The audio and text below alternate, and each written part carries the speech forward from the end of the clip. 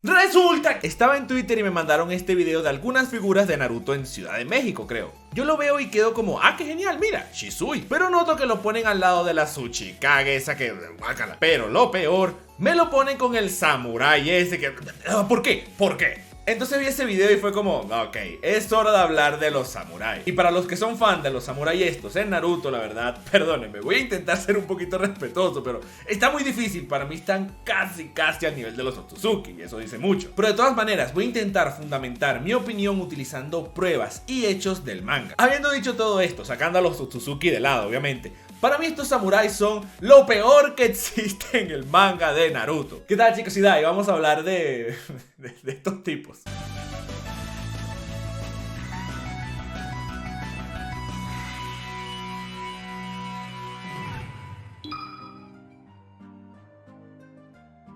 A ver, empecemos con algo de contexto, que creo que es importante aquí. Hay algo que hacen los mangakas o los autores en general, que me supongo tiene un nombre todo elegante y literario, pero para mantener las cosas simples voy a explicarlo de esta manera. Hay veces en donde el autor quiere continuar la trama de su historia, pero se encuentra con un problema, cuya solución tiende a ser compleja, y para evitar desarrollar esa solución y agregarle complejidad al asunto, crea algún personaje o un elemento para simplificar o directamente eliminar su problema y seguir con la historia. Para ponerlo en las palabras elegantes que estamos acostumbrados en este canal, el autor se saca algo de las nalgas para no complicarse con un problema y seguir así con su cuento. Esto en sí no es algo negativo, siempre que se haga bien. En el caso de los samuráis, pues fue un asco. A ver, déjenme darles un ejemplo de algo bien hecho. En Dragon Ball Z, luego de la batalla con Freezer, el planeta Nameku explota, con Goku estando por ahí. Lo lógico era pensar que Goku murió en la explosión, o que no pudo escapar, y se murió en el espacio, ya que se establece que los Saiyajin, no importa qué tan poderosos sean, si son dioses verdes, azules, grises, ojos kawaii, lo que sea, no pueden sobrevivir en el espacio exterior. Sin embargo, nos enteramos que Goku está vivo y fue como, ¿what? Resulta que fue salvado por una raza conocida como los Yardrat o los Yadorat, la verdad no sé cómo se pronuncia. Esta raza es un ejemplazo de esto porque Akira se los inventó para mantener vivo a Goku y para que aprendiera la teletransportación, una técnica que ayudaría a Toriyama a no tener que sacarse algo de las nalgas en este sentido otra vez. Cualquier cosa su protagonista simplemente se teletransportaría al sitio y ya está, problema resuelto. Más nunca supimos de esta raza, ni supimos de lo que hizo Goku aquí. De hecho, la primera vez que vimos esto fue en 1992 y no fue hasta ahorita, hace unos meses en el 2019, que vuelven a mencionarlos en el manga de Super. 27 años pasaron. Ahí es donde ves que este es un elemento creado netamente para solventar un problema. ¿Por qué estoy hablando de esto en un video de Naruto? Porque este fue un buen ejemplo de lo que digo. Es decir, Akira se lo inventó para darle a su prota un poder resuelve trama y para mantener a Goku vivo, pero estos marcianitos no intervienen de manera directa en la historia en lo más mínimo, y por eso está bien. Los samuráis, pues no solo se los sacó de las nalgas, sino que los tipos intervienen en todo. Son un desastre, que carecen de todo y que casualmente aparecieron en el que para mí fue el pleno declive del manga, luego de la saga de Pain. Para explicarles por qué me parecen tan guácalas, voy a dividirlo en su trasfondo, su uso y Hanzo de la salamandra. Empecemos.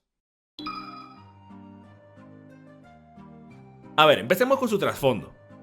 ¿Qué trasfondo van a tener? No sabemos una de ellos. Viven en un país conocido como el País del Hierro, un sitio que nunca habíamos escuchado. La excusa del que no sabíamos nada de ello es porque supuestamente los shinobis tienen un pacto, el cual dice que los ninjas no pueden interferir con los samuráis porque tienen diferentes ideologías y porque los tipos son formidables. ¿What?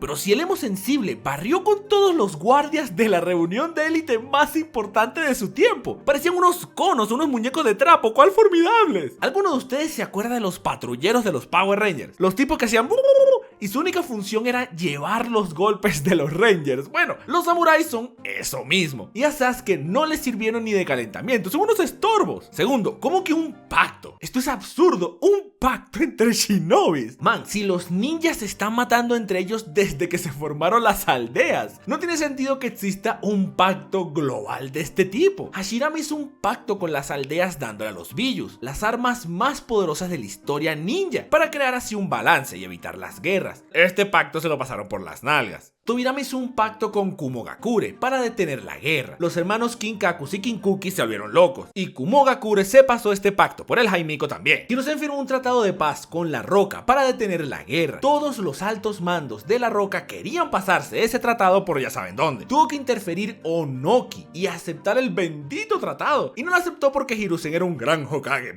que quisiera él. Lo aceptó porque Konoha tenía un rubio que les mató más de 1000 soldados en unos segundos, es decir, Minato. Este tratado fue aceptado de manera forzada. En otras palabras, nunca en la historia ninja han podido pactar algo universal, es decir, que todas las aldeas estuviesen de acuerdo. Literalmente tuvo que venir Jesus a detener la guerra. Cuando vieron que Naruto y su amigo el emo sensible tonificado eran más poderosos que todos los ninjas juntos con vida, ahí fue que dijeron, queremos paz. ¿Cómo que un pacto entre shinobis por unos tipos que no valen ni un centavo? Nah, man, no me vengan con estas uchijadas. Segundo, su líder, Mifune.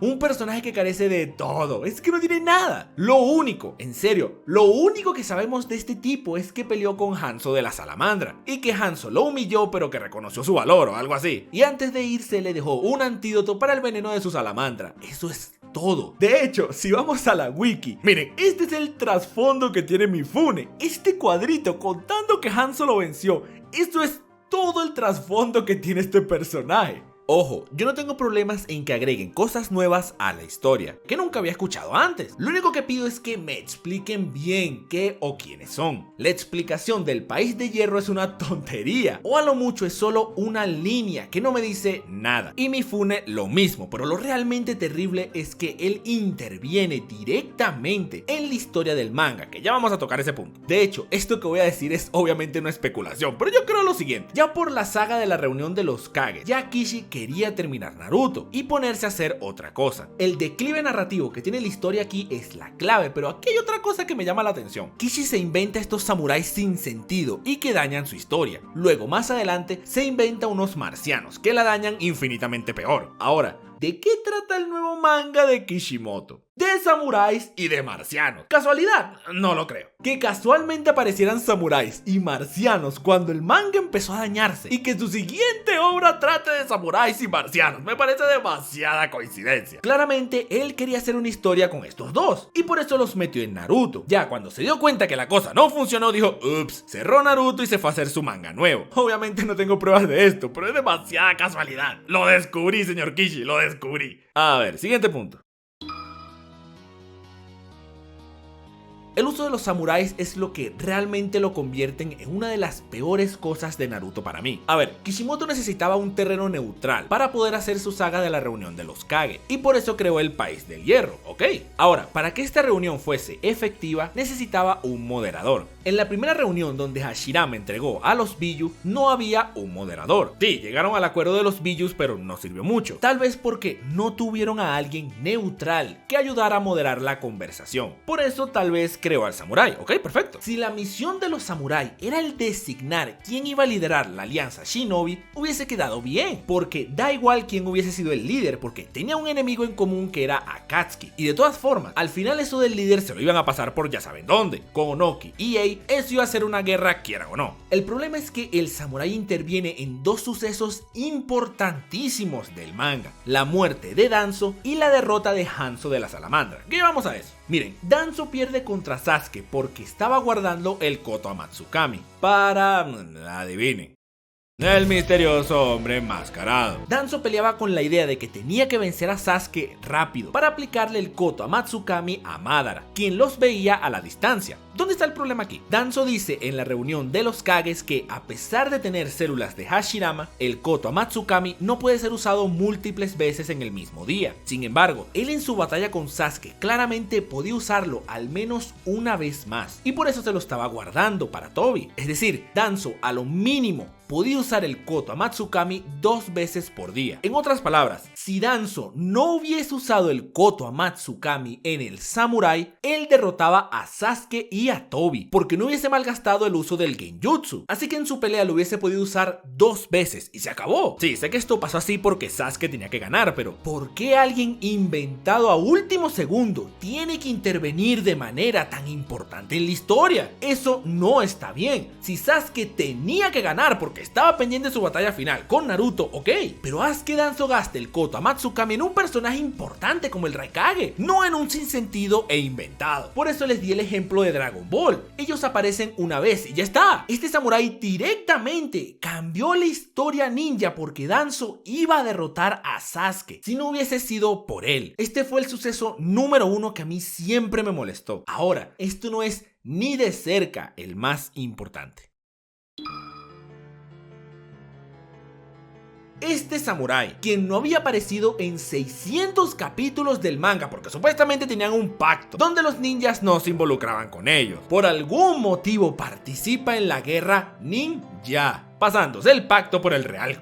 Y este derrota de forma humillante a Hanzo de la Salamandra, uno de los ninjas más importantes de toda la historia. Y esto no lo digo de manera ligera, Hanzo forjó la historia ninja como la conocemos. Hanzo de la Salamandra no solo era temido y respetado internacionalmente, el tipo dominó la Segunda Guerra Ninja, la que fue la guerra más importante de todo el manga. Es aquí donde Jiraiya entrena a Nagato, Konan y Yahiko, los que formarían el grupo terrorista más importante del manga. Es la guerra donde Tsunade pierde al amor de su vida. Es aquí donde Orochimaru se decide en buscar poder e inmortalidad. Hanzo dominó esta guerra. Tanto era su prestigio que los 3 tipos que sobrevivieron ante su presencia decidió nombrarlos los legendarios Sannin. Sí, los 3 Sannin obtuvieron este título universal porque a Hanzo le provocó y tenía tanto prestigio que cualquier cosa que él dijese iba a ser una leyenda. De paso, es él quien termina de transformar a Nagato en Pain con la muerte de Yahiko. De hecho, Hanzo muere a mano de los 6 Pains. Y no es que fue una pelea a campo abierto, como la que tuvo Naruto con Pain. No, Pain lo asesina en su casa cuando estaba desprevenido. Es decir, lo mata a traición. Es una locura este tipo. Que alguien así sea revivido y humillado por un tipo inventado que carece de trasfondo, lógica y sentido. Y que literalmente no pertenece a la historia ninja por ese bendito pacto. Es algo repugnante. ¿Saben qué pensé yo que iba a pasar cuando revivieron a Hanzo? Que los 3 discípulos de los Sannin iban a derrotarlo. Hubiese quedado maravilloso que Naruto, Sasuke y Sakura, como discípulos de Jiraiya, Orochimaru y Tsunade, derrotaran al tipo que le dio la gloria a sus maestros. Así sí, porque habría mucho detrás, mucha historia, mucha narrativa. Hubiese sido algo magnífico. Pero que un tipo inexistente